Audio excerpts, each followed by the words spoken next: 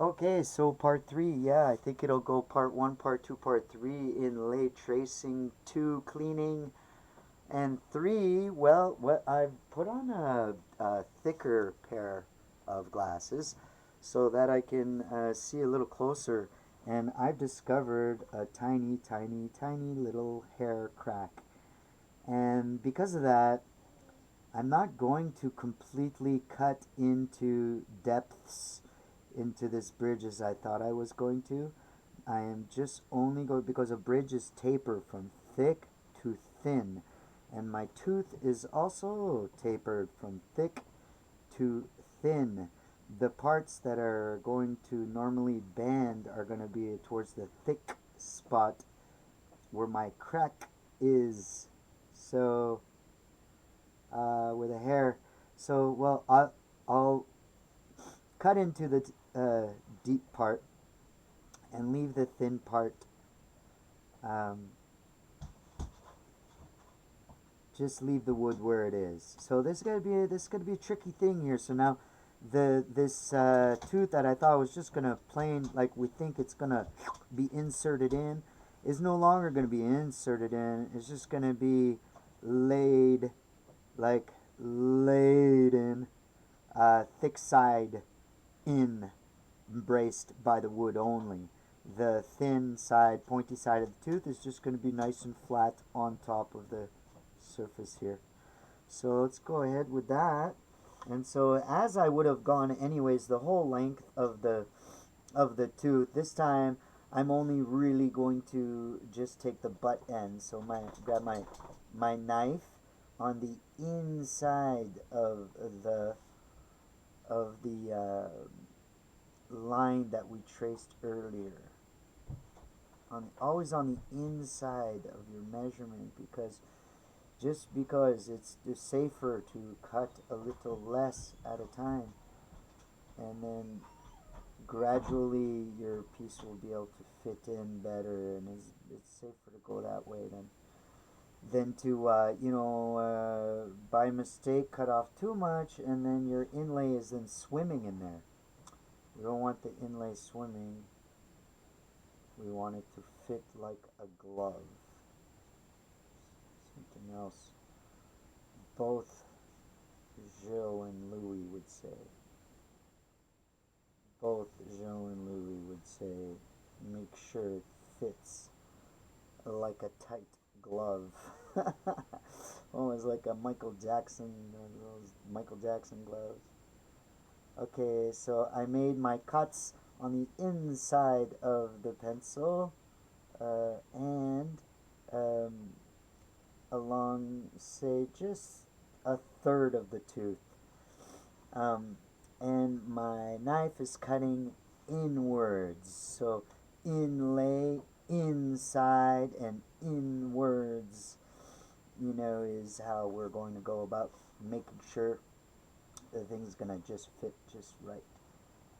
I think I don't know, some of these techniques might be used in the diamond trade. I don't know, like fitting things has always been a very skilled thing to do, like fitting stones into gold, or sometimes in inlays into guns, or gun engraving, all these tedious things.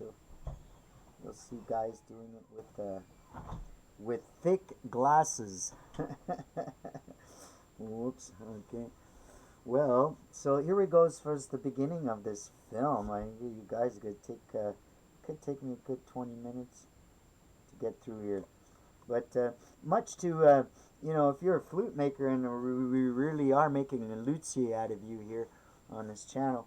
Well, one of the techniques when you're making a Native American flute is fun, because I can cross Native American flute making with luthier making and inlay making. What's happening is, when we're taking off a subtle amount of wood off of an area, and I mean subtle, I mean paper thin. I'm thinking like we're not going for cardboard thick, we're going for paper thin. Is that a saying?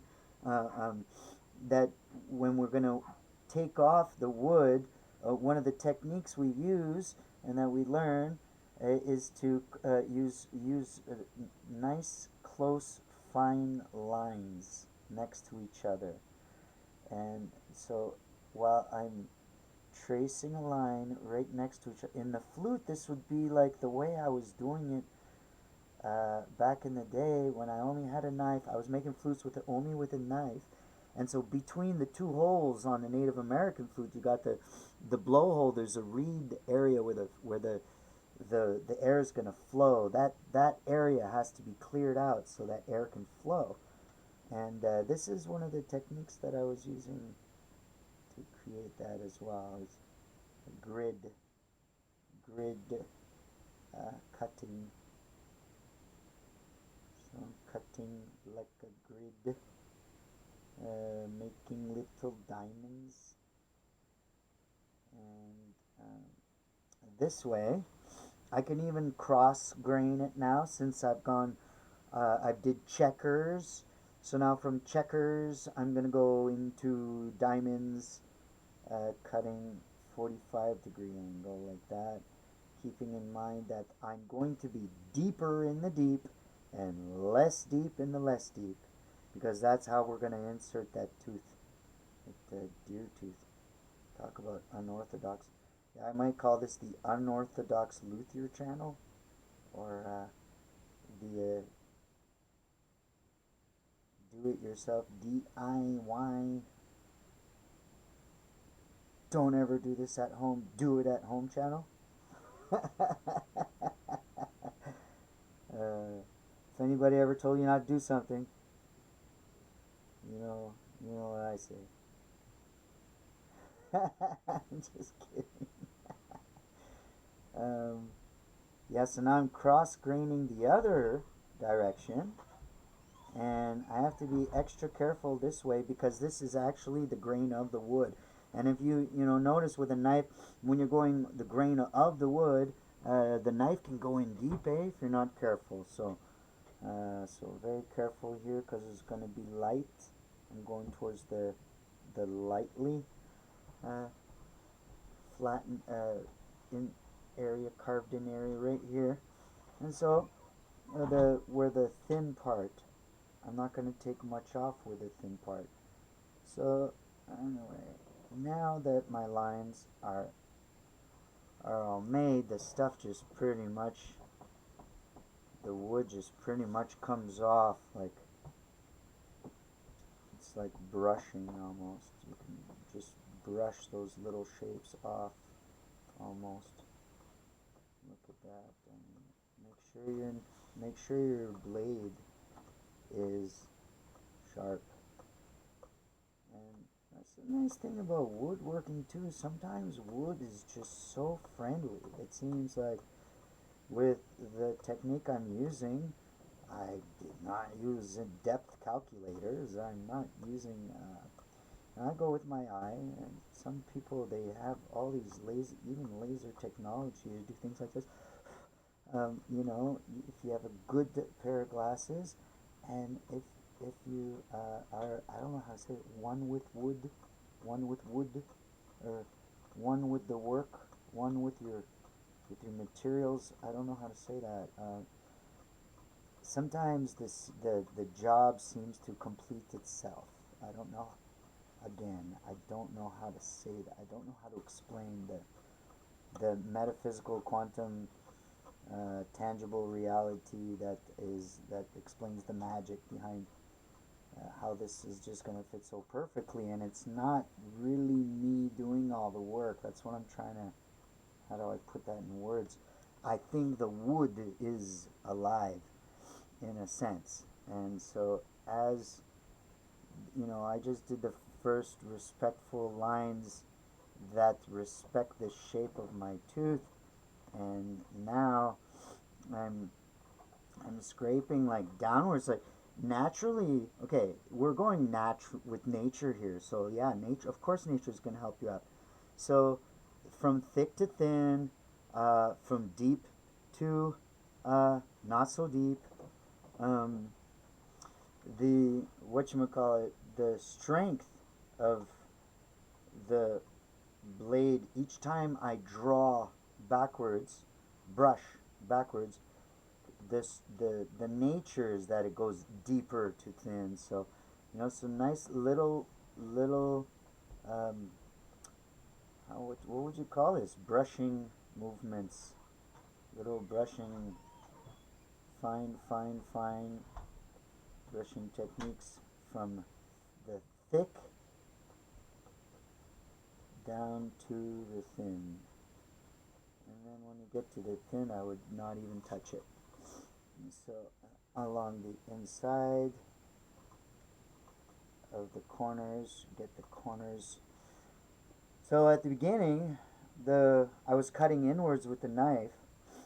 Now um, that the little shapes are all gone, I'm going to want to bring the inside of that inlay area with the point, a tip of my knife. I'm going to create a kind of dip where I know that the dip is not really going further than the piece I'm going to insert, because I'm still within my pencil line. And the pencil line, I still see the pencil line. And the pencil line was made on the inside of the shape of the tooth that I'm going to insert. So this is all like little guidelines there. Rewind and watch that 2-3 times, or listen. I can't say it enough times. Or I guess I've done it enough times where now naturally it seems to I seem to have a pretty good fit with my work, my tedious work, when I have to make little air chambers for whistles to work, or yeah, like in the flute making, there's oh my God, there's like the distance of the angle of a whistle of a reed will make the difference of the wind and the sound of your flute. And my God, some of the measurements I've learned to use, paper thin measurements on flutes, can make a difference. So obviously, paper thin measurements can make a difference in music, in the sound of a bell, even. Um, the curvature of something will change the tone, um, the space that it has. On a normal violin, say this was not pickup style, like I'm using a pickup. This is a pickup right here. So the insert will not overkill the tone, tonalities, warmth of the violin, no matter what. But if this was a bridge, like say a bridge, just a normal bridge, and it was not for electric purposes, it was for like playing at a campfire or in a church, this, or orchestra, the adding a tooth would lower the tone. It would take away volume from the G and D. Probably take away a lot of volume. Um, I don't know. We can try it. We could try it. Well, um, normally these bridges are already too thin to insert anything. So, and are perfect. They're different. There's even different quality maples that make different quality bridges. So yeah, it's all in the grain and the tree. The love, the life of the tree. Where did it grow? If it grew close to water, it's better. It's stronger than if it did. Or a wind. Some say that the windy hill makes a strong, bendable, tree for violin making. Say the maple on the hill, and maybe more the spruce by the creek. I didn't read the book The two trees. There's a book that Kevin Lee, luthier, promotes called The Two Trees. It's got to be gorgeous book. I'm gonna order it any day now, probably later this afternoon. And and so, but the two trees I just explained, yeah, well, those are those two trees actually, eh? That information is probably in that book. Um, Here I went back to cleaning, so don't get bored doing, like, if I get a little bit stressed doing out, like, that was stressful what we just did. That, yeah, or not stressful, but very very tedious. My eyes, I guess I'll go back to it. There's just a few um, there's a few more lines I can see. So I'll scrape. Scraping is another technique you're going to want to learn um, to make a luthier out of you. Uh, Scraping. And then, of course, the angled in here. I didn't do this on this side, so I'm going to do it on this side. Angle inwards, opening up the in channel, the size, making sure it's open to just right about this exact size, if not the exact size of the piece being inserted. In our case, it's the deer tooth. We're going to put a deer tooth in here. Welcome to the Unorthodox Freak Show. No, just kidding. Freak Violin Show. No, no, it's not too freaky. I hope I'm not coming off too freaky for you guys. For the traditionalists out there, like throwing bananas at me, begging me to just play music. Just kidding. No, I've been a luthier for a good 26 years now, I guess, and um, at the beginning it was because I had guidance, and I was in a shop with a professional luthier, Gilles Lacombe, and at the time Bobby Lacombe too. Bobby was building um, guitar necks and held um, a luthier shop, a guitar store in Montreal. It was epic. Um, and those were the days I was in Vanier College taking jazz guitar. And jazz guitar was prepping me for my world tour to meet Jasmine. And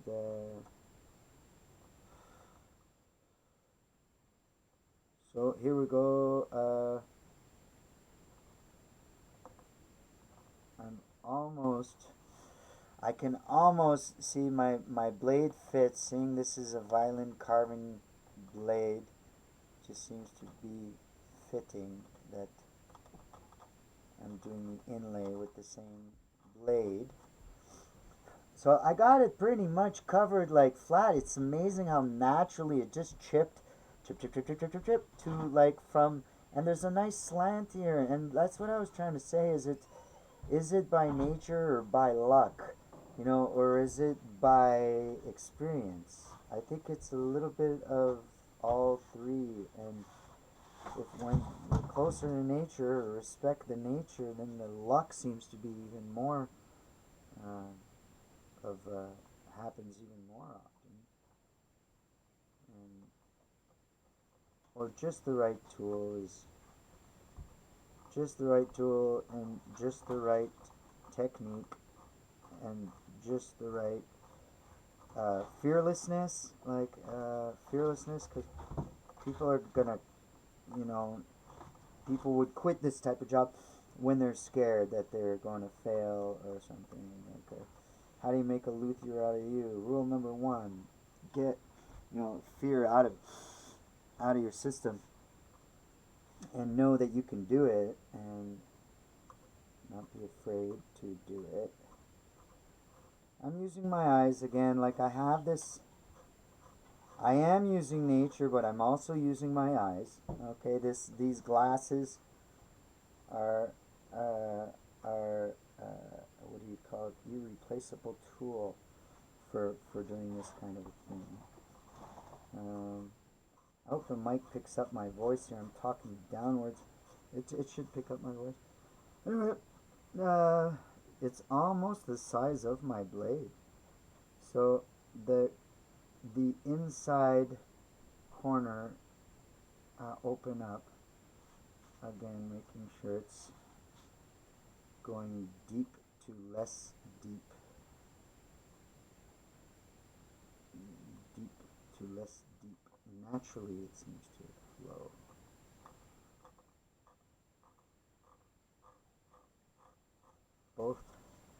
Both ways. If I go from less deep to deep,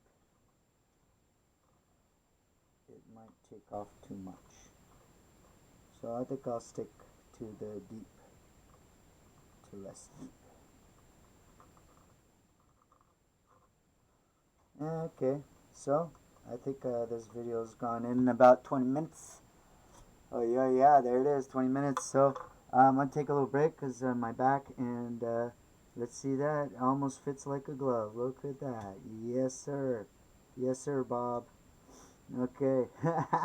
Yes sirree, Bob. We used to say that. It's so funny because Bobby also played a role in my life with the luthier and the inspiration, and making sure guitar neck plays perfect, and make sure those frets are filed just right so that your strings play just perfect. Look at that, it fits like a glove. I can't believe it. And we didn't first try fits like a glove.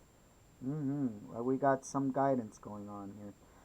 Anyways, I'm gonna bring it in a little bit deeper, seeing that I think I can get away with it. And it looks a bit chunky, but next to the bridge, not so bad. Alright, how do you guys think of that? See how it fits in there real nice?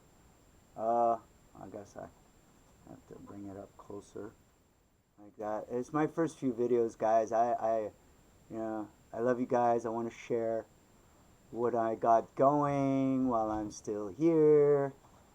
And not so bad. Yeah, we're going to save the life of this LR Bags.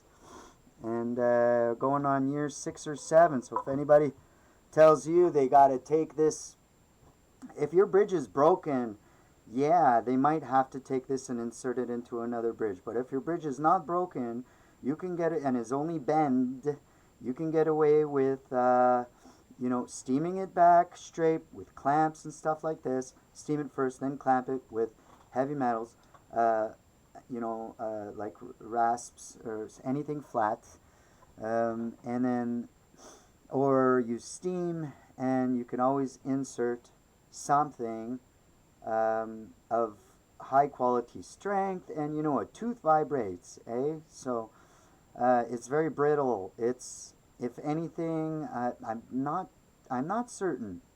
Tell you guys the truth, that's the unorthodox way. I don't think, it's not something we see in our instruments around the world, is bones, I mean teeth inside of bridges. But those two words do go to, you talk about that to my dentist. She'll sell you teeth and bridges. Good joke. Good. Yeah. Okay. Love you guys.